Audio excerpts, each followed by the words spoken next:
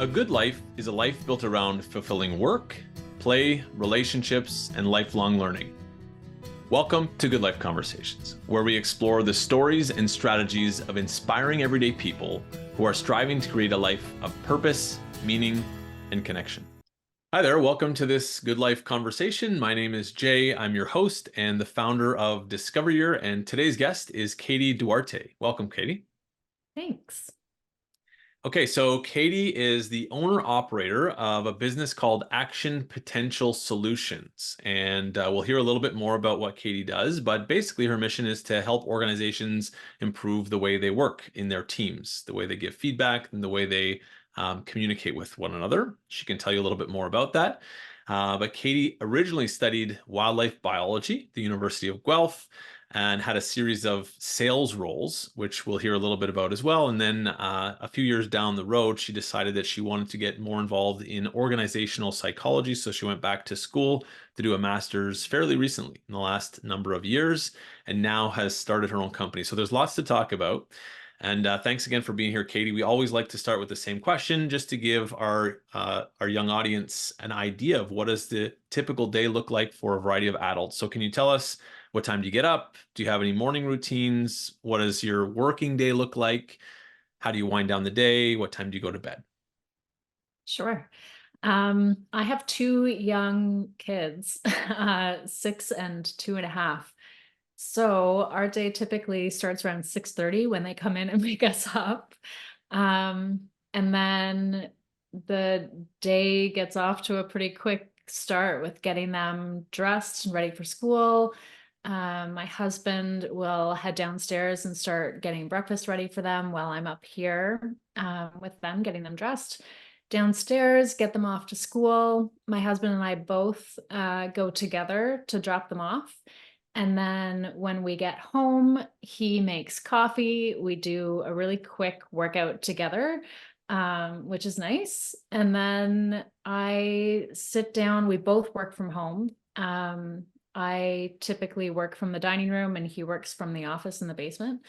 And I'm just completely dialed in for the whole day. I'm one of those people that I just get hyper focused. So I can look at the clock and all of a sudden it's 4 and I have to start thinking about dinner and that kind of thing. So my husband will pick up the kids while I start dinner, and then they eat, bedtime routine. Both my husband again, both of us are walking them through brushing their teeth, PJs, reading books, all of that. And then after they're in bed, honestly, maybe it's a bad habit, but we are both downstairs on the couch in front of the TV, completely zoning out. And I need that. I need to just shut my brain off at the end of the day and really just relax. So yeah, that's kind of our routine. Yeah. Are you a night owl, or do you try to go to bed pretty early knowing that the kids will be up fairly early? Unfortunately, I'm a night owl. So usually around 11, we'll go to bed. Yeah. Okay. And then I'm on nights. My husband can sleep through everything. He does not wake up. So I am the one with the monitor next to my bed in case one of the kids needs anything. Yeah. But I don't know. I don't know if it's stage of life or what, but I seem to be able to get by on a little less sleep these days than I used to. Yeah, we that's a common thread that some of our mentors have acknowledged. I used to need quite a bit more sleep, and no one really, I think, fundamentally knows the answer is, do you just get used to it, or do you need less as time goes on, or is it some combination? But it's something that we do hear from a lot of people. Interesting. And okay, thank you. And I do want to ask you, because we haven't chatted much about your previous roles, but you were in sales, we mentioned briefly, which meant for you a lot of the time you were out visiting people all over the place, traveling around. You worked in different cities, and you very much did not work from home, I suspect, on a regular basis. So for you, how has this transition been to having a working job from home versus your previous jobs where you were very much out and about? Do you have a preference? What do you like about either situation? Hmm. Oh, that's a good question. I think I like both. There are pluses and minuses to both of them. In my sales roles, yeah, I was very much out and about. Most of my time as a rep was spent in animal health pharmaceuticals, so visiting veterinary clinics, and I love that industry. I loved being in and out of vet clinics. My dog came with me every day on the road. Um, and I love those people. Like, you develop really good relationships with the veterinarians and the staff.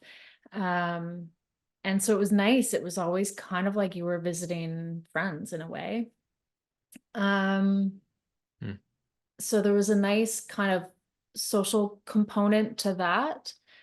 But at the same time, I am a hardcore introvert. So um it is nice to just be home and be able to get really, really focused on what I'm doing. And I love what I'm doing now. I mean, everything that is involved in my own business now, from developing course content and the creative aspect of creating content, which I like the creative content aspect for social media, but I don't actually like posting it. So Mm, that's a problem. mm, Um, but all of that I love too. So that's a tricky one, whether mm, it's the out versus here. I'll tell you what I don't like, and I never really have, even the couple days a week that I used to have to go in. I do not like being in an office.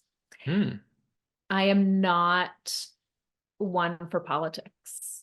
mm, And I think that in great companies, politics are kept in check and they can actually be a positive thing. But in some organizational cultures, they're not so much, and I'm not good at it.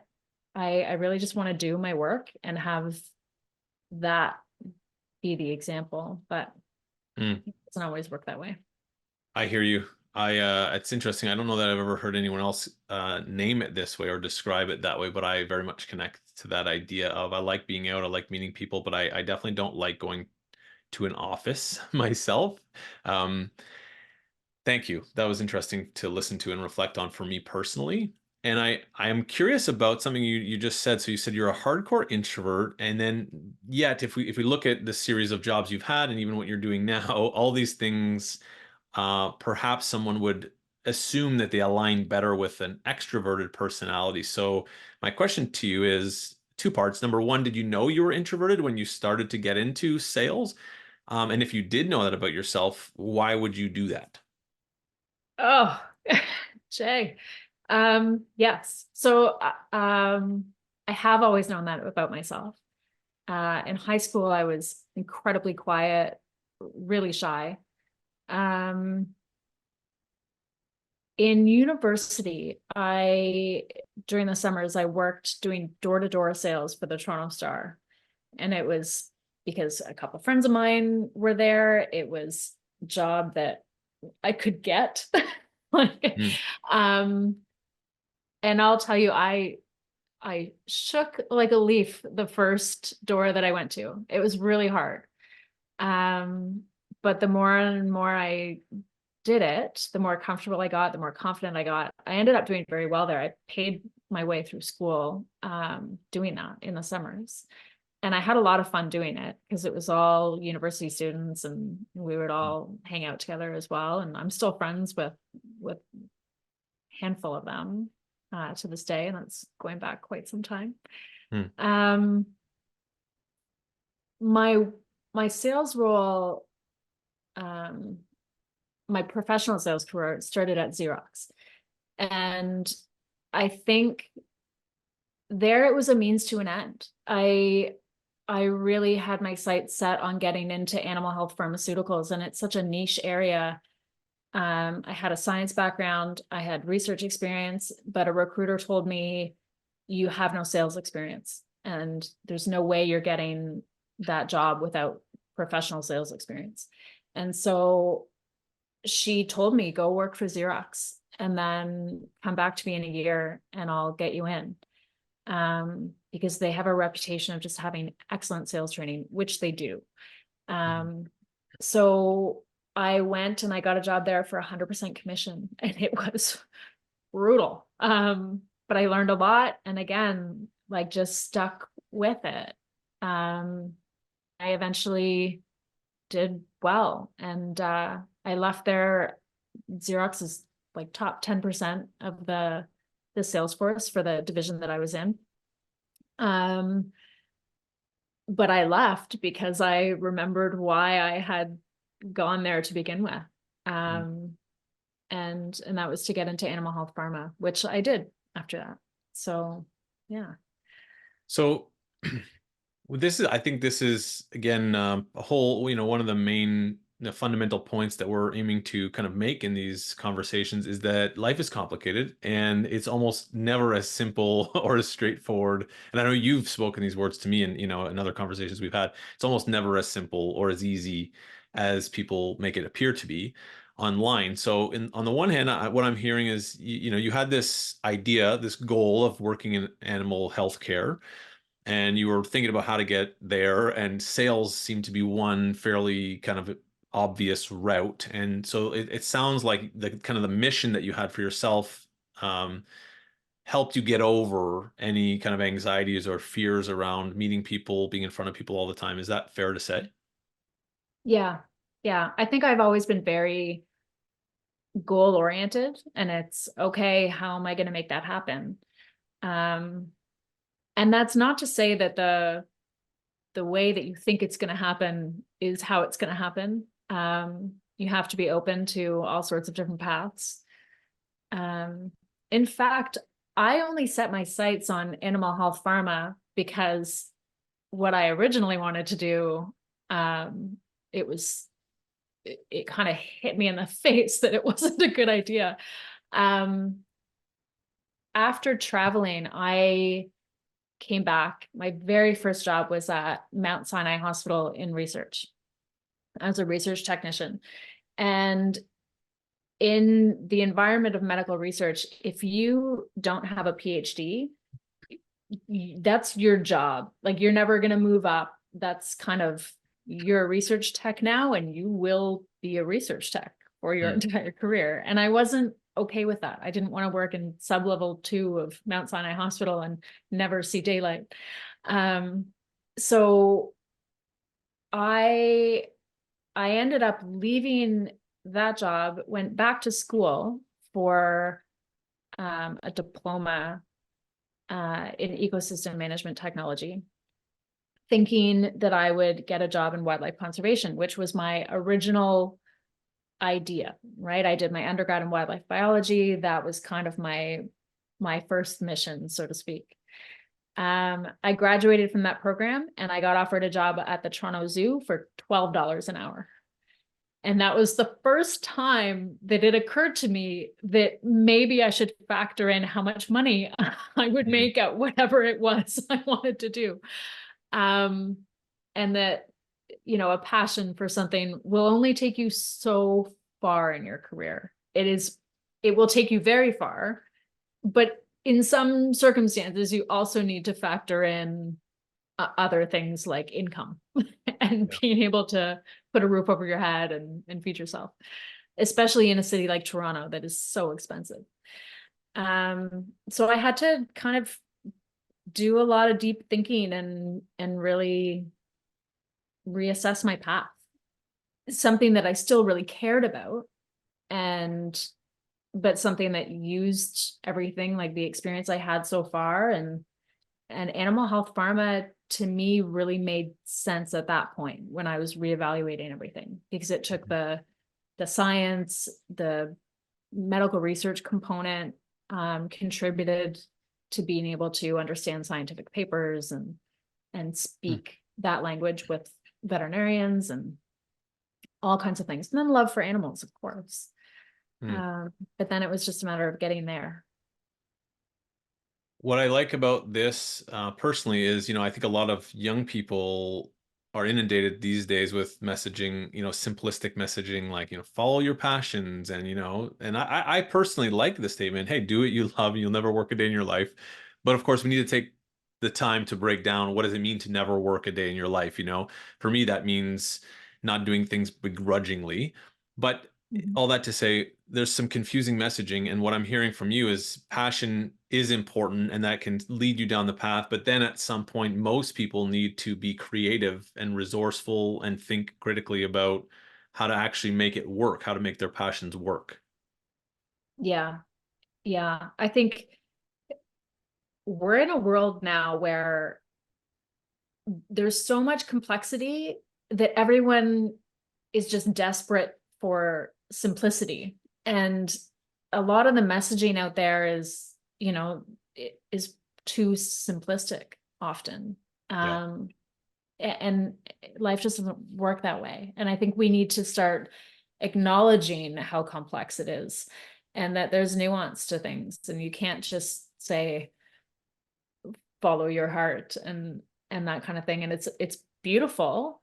And I think it's a very important part of the recipe, a really important part of the recipe. But there's a recipe and there's other things that go into it. Yeah, there's not just one ingredient. I like that. I like that analogy. Yeah, it is a recipe. And I would say that many people on the other side of that continuum, do what you love and follow your passion. And there's a lot of misconception on that. But then on the other side, I think perhaps even more persistent these days is the ideology or the messaging, especially from parents a lot of the time, but not always, is you need to make a living. Like the arts are impractical. You can't do anything with, zoology, whatever.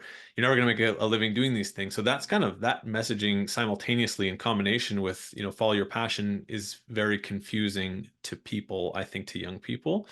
But I think most people's recipes, they fill up their flour or their liquid or whatever it is, the 50% of what they're using, they are focusing on how much money can I make in this thing. What I'm hearing you say is start by thinking what you care about and then figure out how you can make a living doing it as a second step. Yeah. Yeah. And I think, lifestyle and all of that needs to factor into it. So what are your expectations for your life? I mean, where do you want to live and how do you want to live? And do you want to travel? And all of those things are expensive. I mean, yes, you can do them in different ways that are more or less economical. But still, it's expensive. So I think we need to step back and look at our lives in a bigger picture and like really Hmm. consider a lot more than just the money or just the job or Yeah, I agree. like that.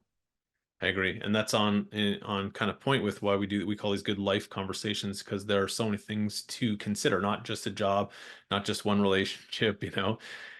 Um, Thank you for that. And I am really wanting to ask you about, so you were an introvert who landed in sales for a good number of years, did very well in that. And what I'm perceiving is that a part of the reason you did well is because you loved the industry, at least once you got into the veterinarian sales, pharmaceutical sales. So there's a lot of people perhaps like tuning into this that are thinking that they would be so terrified to pick up the phone and make, what you've alluded to earlier as a cold call. In your biography, you talked about making cold calls. So, and shaking like a leaf when you're about to knock on the first door for the Toronto Star. So I'd love to hear, if you have any advice for people who are shy or introverted or nervous about reaching out to someone they don't know and asking them for something or trying to sell them something. What advice would you offer those people? Um, uh, that it is scary and that's okay. I mean, new things and things that you're not used to and things that you're not comfortable with are going to be scary. Um, but that you can get through that and it will get more and more comfortable. You just have to like kind of power through and really, really keep it going. I think that the key is whatever you're doing, just stay attached to your values. And if you're aligned with your values and what you care about and you're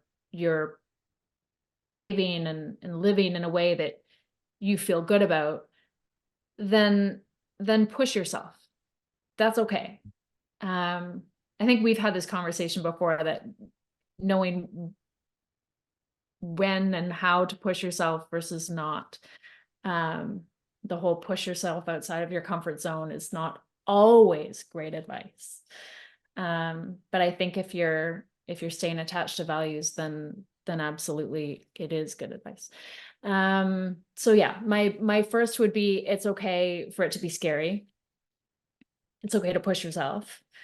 Um, I think for any introverts out there, when it comes to sales and things like cold calling or anything like that, um, there's a book that I would really recommend, and it's Quiet. I don't know Hmm. if you're familiar. Susan Um, King. yes. Excellent book about introverts, and I think that introverts in sales have a bit of a superpower, in that introverts tend to, how do I say this? Form deeper connections. Oh, I don't even know if I should say it that way. Um, but be very in tune with other people and other people's needs. And that's such an advantage in sales because Mhm. it's really about your customer and trying to identify what it is they need and what they care about. And it's not about you. Um, Mhm. yeah. So that's what I would say in terms of introverts and sales. I think that it's a massive misconception that it's suited best for extroverts. Um, I think you just leverage the skills that you have. Um, oh goodness. I don't know what other advice I would give in terms of cold calling. I think it's scary for anybody when you're first starting, but it's one of those things that you just pick up the phone and do it. And if you need to prepare first, writing down whatever you're going to say or just bullet pointing what you're going to say so you're not feeling like you have to adhere to a script that's written down in front of you, um, I think is a great thing. Yeah. Yeah. And I think too, what I'm hearing is, for the Toronto Star job, it was, to pay your way through school and then, getting a job at Xerox. The goal was to eventually get the experience that you needed to get the job in the better. So there was always for you, like you said, you were goal oriented. So there was something that was pushing you, motivating you to do these things. So I think what I see a lot and what exists in a lot of the research is that motivation, whatever it is, if you care about something, follow that and use that as a reason to get over the hump, and to make those calls. Because what I find in our students is that once they get over that first hurdle, it's the snowball effect that was, as we all know, those of us have been there before. Usually, get kind of we pick up steam, but getting over that first that first call, that first hurdle is really challenging. So there's not a lot I think that we can say specifically, but I think that your point about having a goal, having a motivation to do these things is really fundamental. Hmm. Yeah. Yeah. I think I always had the innate um, need to prove myself. Mm, I think um, I often felt, and I don't know that it was real, but I think it was an insecurity of mine that I always needed to prove myself. And I think that played into it a lot too, you know, yeah. just being like, I can do this and I will do this. Mhm. Yeah. It's nice. And there's been a few other mentors again who either entrepreneurs or do some variety of sales in their jobs. And we've chatted with a couple of those people in these conversations about the importance of listening. And I think that, there's this conception out there that being a salesperson means you got to be the best speaker and you have to know all the words and all the research. And in fact, what I think a lot of young people need to learn, like you said, is that listening and understanding what the person needs is, regardless of your personality type, is the most important skill to learn. So I appreciate that you put the emphasis on that. And is there anything that you learned, so either in your work experience or through your studies? I know that you're a really good listener, and I know you're aware of good listening skills. They're conscious to you. So, can you share anything that you've learned about listening, how you learned to be good at that, and the benefits that it brings? Um, I think often there's the saying that people listen to respond and instead of understanding. Um, and I think when you stop getting in your own head of preparing whatever your response is going to be and just really zero in, you're going to hear things that you wouldn't normally hear. And it's going to prompt you to ask more questions or clarify what it is you just heard. And it just fosters a deeper connection um, with that person that you're talking to. And it makes the whole conversation that much more meaningful. And when it comes to sales and talking to a customer, again, it's all about them. It's not about you. It's not about your product that you're trying to sell. You might be trying to uncover how your product might like is going to help them, but that starts with understanding their current circumstance, um, issues they're having, problems they're having, and really coming at it from the perspective of how can I help. Hmm. Hmm. I totally agree.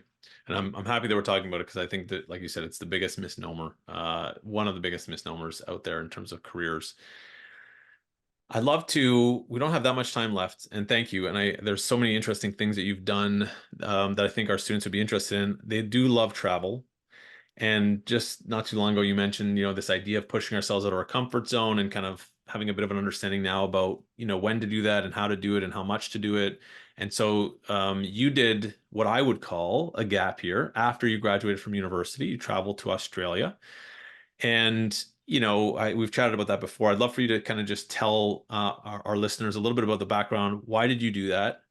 And what was hard about it, and what do you appreciate about it now, looking back, having had that experience after you graduated university, going off on your own and traveling? Oh, okay. So, in my family, it, we had two kind of expectations on us. One is that you pursue further education after high school, whether it's college, university, whatever it was. And the other was after you finish that, you go and you travel. And the expectation was a year. Mm. So that's a it's a big expectation. Um, my why alongside that expectation, so why I chose Australia specifically, was I wanted to get exotic animal experience.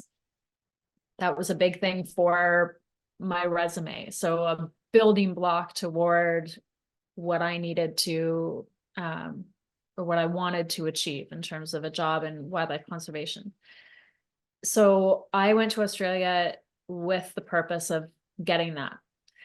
Um, but wow, was it so much more than that. I really, high school, I was very quiet. I really lacked confidence. I did not know who I was. And to be quite truthful, I think that that persisted throughout university for me as well.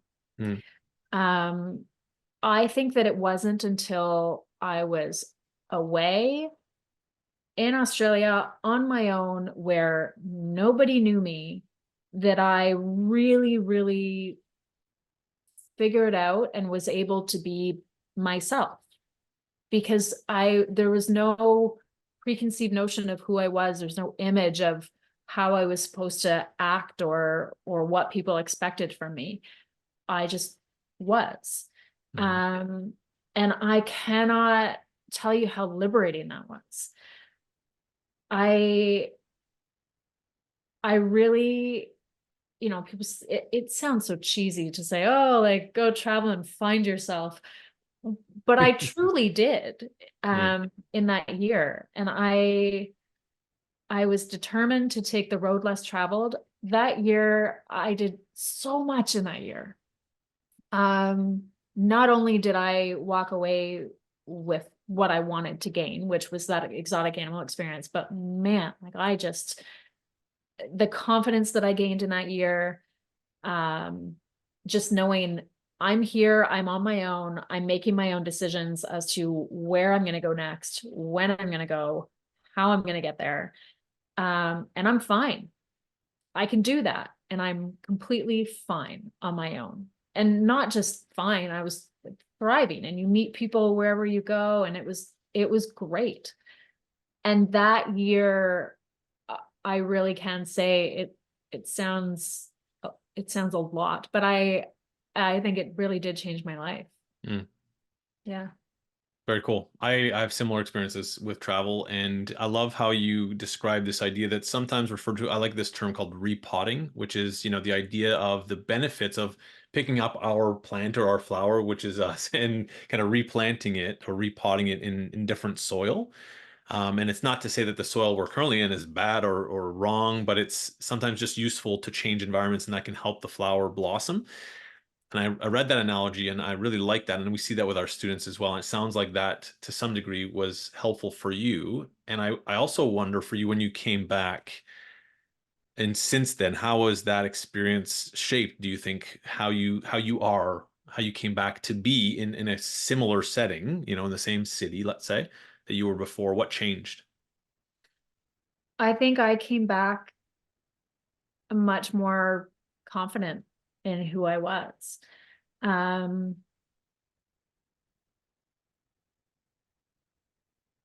yeah, I mean, I think I've always been fairly, goal oriented, determined, self motivated, but that self confidence, that that really came from that year Hmm. and getting to know myself more. Um, and just staying true to that because I don't know. I don't know. It's a hard one to explain. I Yeah. love that analogy about the repotting. Um, because very much so, I think that's what happened. Hmm. Um, hmm.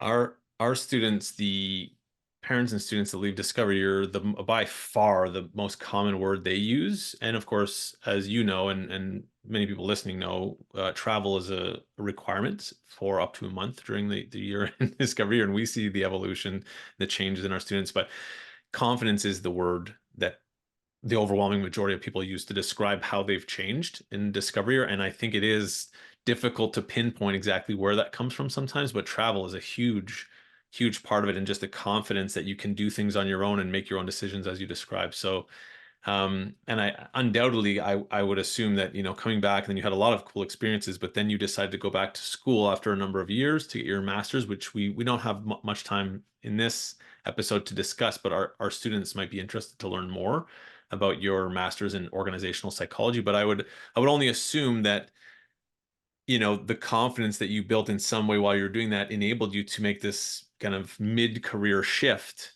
You became a mom, you went back to school, now you started your own company, your own business. So perhaps for the sake of brevity, if you could just tell us, and you've only started your company recently, but what have you learned so far about being an entrepreneur? Um,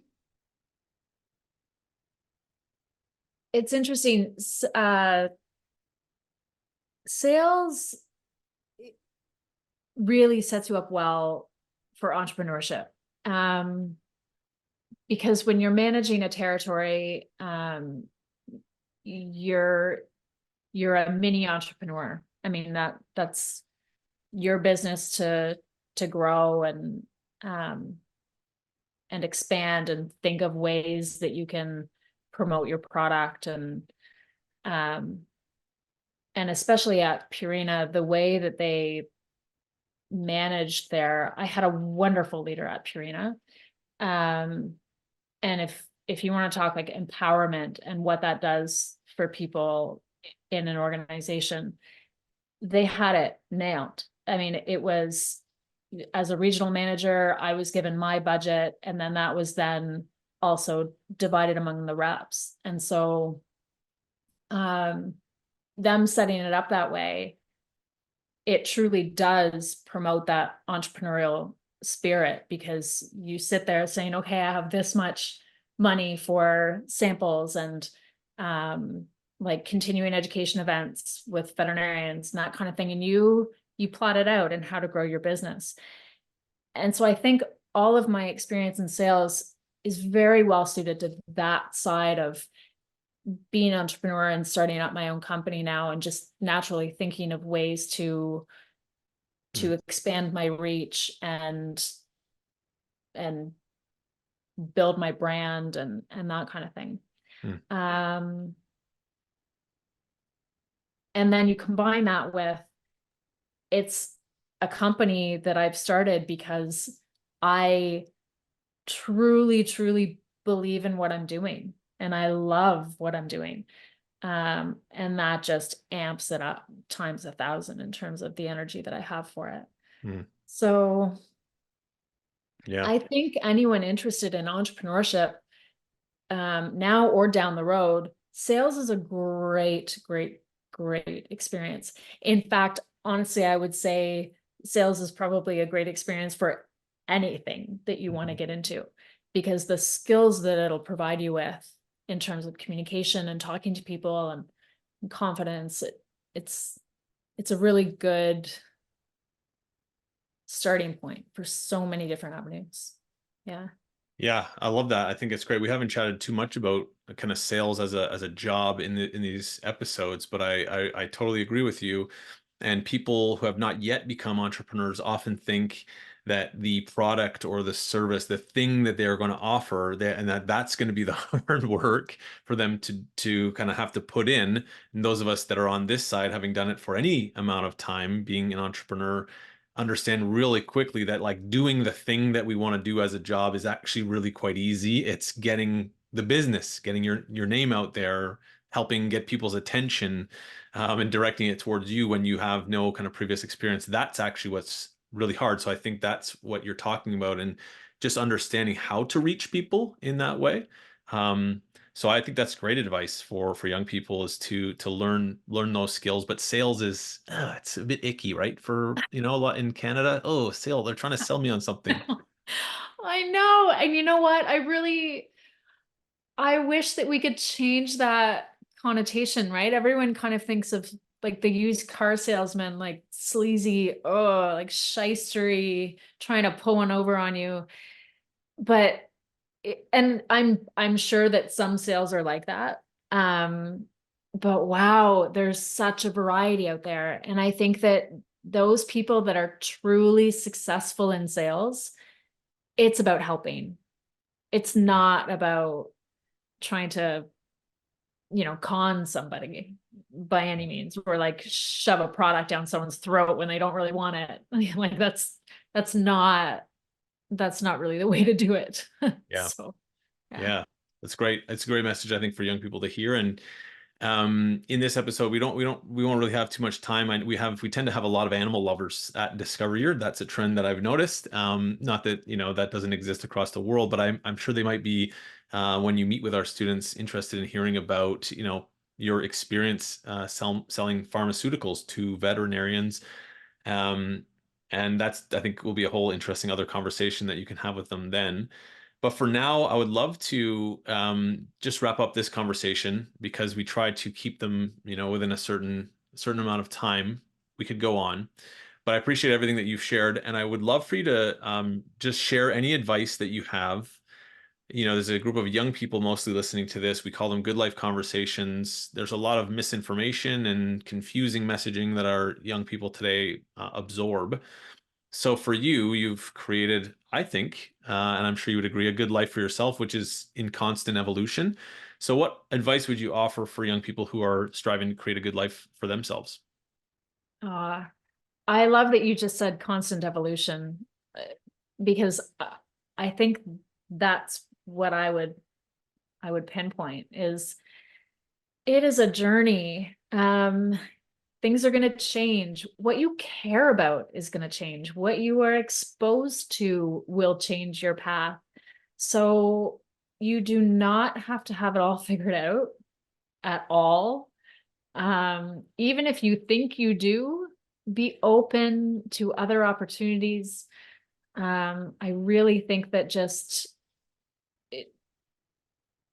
yeah, just keep your eyes and ears and heart open to other possibilities and view each opportunity as a building block to your next thing. So gather up all these little building blocks that are going to help you create that life that you want.